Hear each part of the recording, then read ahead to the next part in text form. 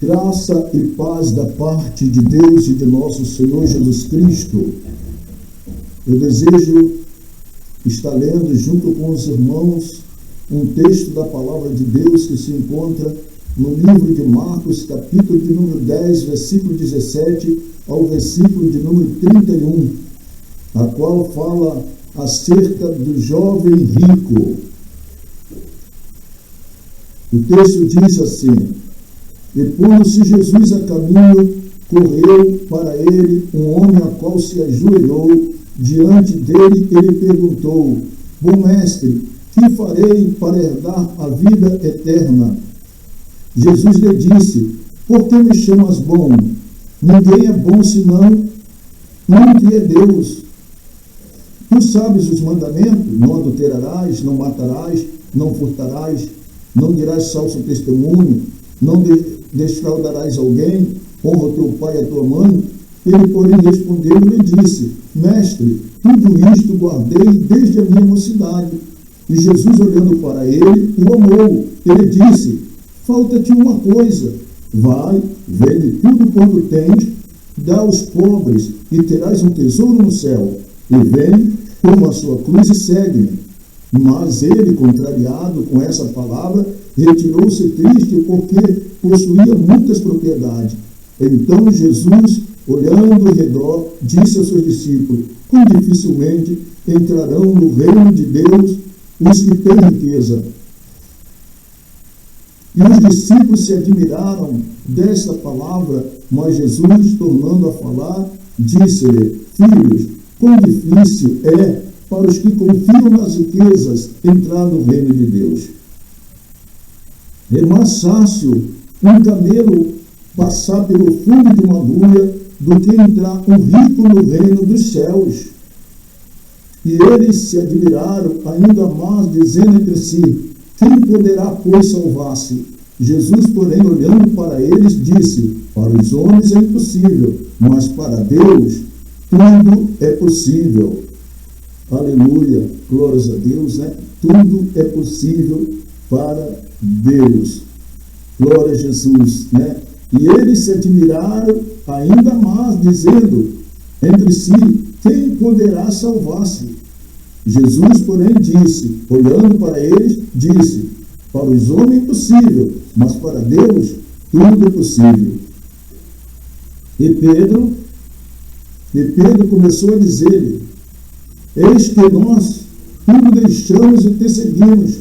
Jesus respondeu e disse: Em verdade vos digo que ninguém há que tenha deixado casa, ou irmão, ou irmãs, ou pai, ou mãe, ou mulher, ou filhos, ou campos, por amor de mim e do Evangelho, que não receba 100 vezes tanto, já neste tempo, em casa, e irmãos, e irmãs, e mães, e filhos, e campos, com perseguições, e no século futuro a vida eterna.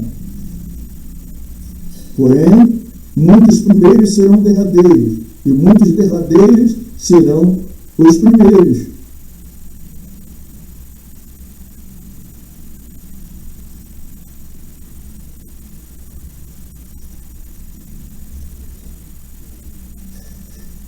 Irmãos e irmãs, este encontro entre este jovem rico e Jesus é um espelho que revela o coração humano. Não é apenas uma história sobre dinheiro, é uma história sobre aquilo que nos prende, sobre o que escondemos no íntimo e de quem realmente dependemos.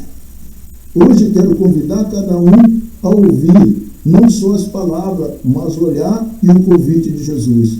Porque quando ele olha, ele vê além das respostas corretas, ele vê aonde mora o coração. A pergunta correta, com expectativa errada. O jovem pergunta: que farei para herdar a vida eterna? É a pergunta certa, mas a sua intenção está presa a uma visão de justiça própria, cumprir regras para assegurar um prêmio. Muitas pessoas hoje, especialmente jovens, seguem lista de comportamento, projetos pessoais e carreira, esperando que isso garanta a aceitação diante de Deus. Jesus não despreza a lei. Ele aponta, versículo 19, o problema do jovem. Não era a ignorância moral, mas a confiança em si mesmo, no que ele tinha e no que havia feito. O olhar de Jesus, glória a Deus, né? Jesus olha com amor, o amor que desafia. Note a frase poderosa de Jesus. Jesus olhando para ele, o amor, versículo 21. Antes de exigir, Jesus ama. Não há condenação primeiro, há convite. O olhar de Jesus pesa sobre o centro da vida do jovem e revela a raiz do seu apego. A oferta de Jesus é dupla: perder para ganhar. Vende, dar aos pobres e relacionar-se. Segue-me.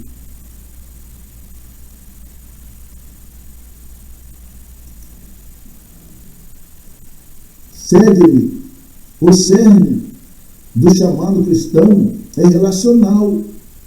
Seguir a Cristo, não apenas obedecer regras. O teste. Jesus testa o jovem. Vende tudo. Por que Jesus pede isso? Porque o pedido revela idolatria. O obstáculo não é a riqueza em si. Há testemunho de ricos que creram em Jesus e abençoaram os ministérios de Jesus.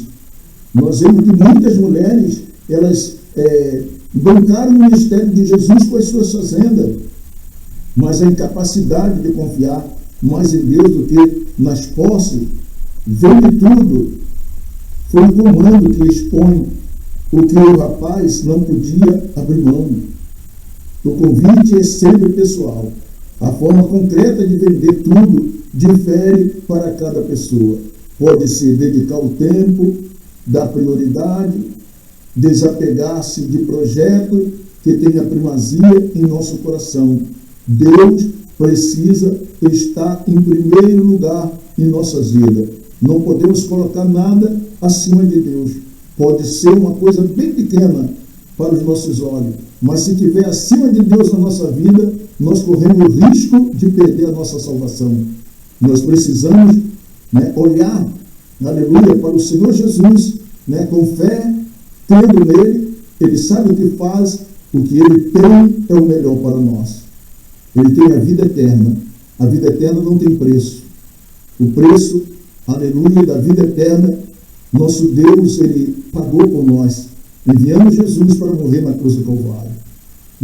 A tristeza da partida, a autoestima e identidade. O jovem foi embora triste.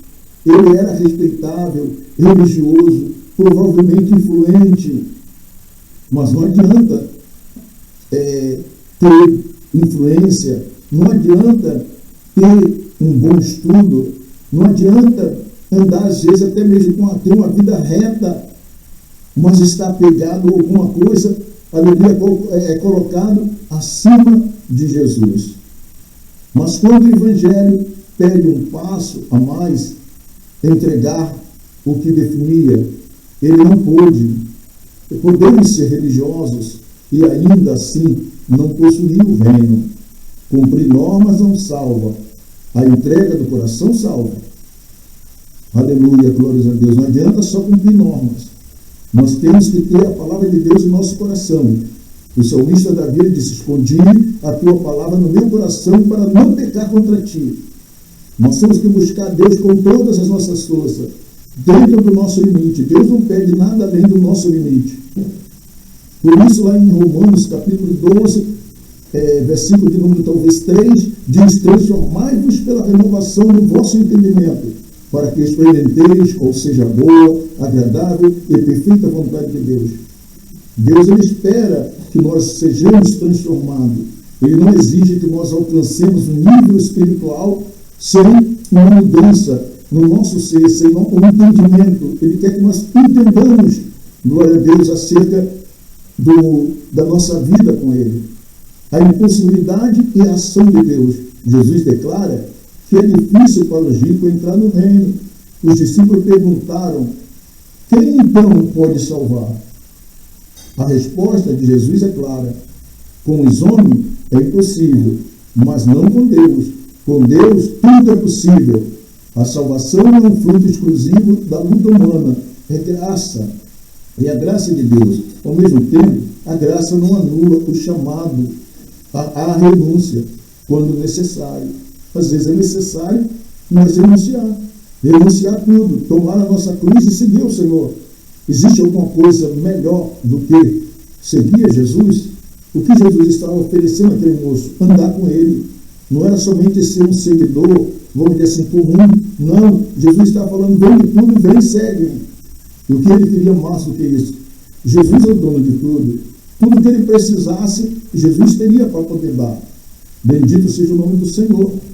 Glórias a Deus. Nós vemos muitos, todos os discípulos de Jesus largaram aquilo que eles tinham e seguiram Jesus. Alguns deixaram as suas famílias, porque Jesus, quando ele chamava, ele testava as pessoas. Alguns falavam, deixa eu despedir primeiro do meu pai, ou da minha mãe. Glória a Deus, aleluia. Jesus respondia a eles, às vezes de uma forma dura, deixa que os mortos enterrem seus mortos. Glórias a Deus. E aplicação prática, passos concretos para hoje. Hoje, no dia de hoje. Não é amanhã, não. Nós temos que tomar uma decisão. Descubra o que você não consegue largar. Temos que descobrir o que nós não conseguimos largar. Faça um exercício simples. Anote 3 coisas que, se você perdesse, faria você sentir que perdeu a sua vida. Pode ser fama, alguém, dinheiro, carreira, segurança emocional. Essas são pistas do seu ídolo. Às vezes o nosso ídolo, como eu já disse, são coisas que parecem muito simples, mas nós estamos apegados a ela. É igual quando a sanguessuga, ele pega em alguém para arrancar sanguessuga. É difícil. E aí ela quer sugar o sangue de qualquer maneira. Pratique generosidade intencional. Não espere por crise para dar. Comece com gestos práticos.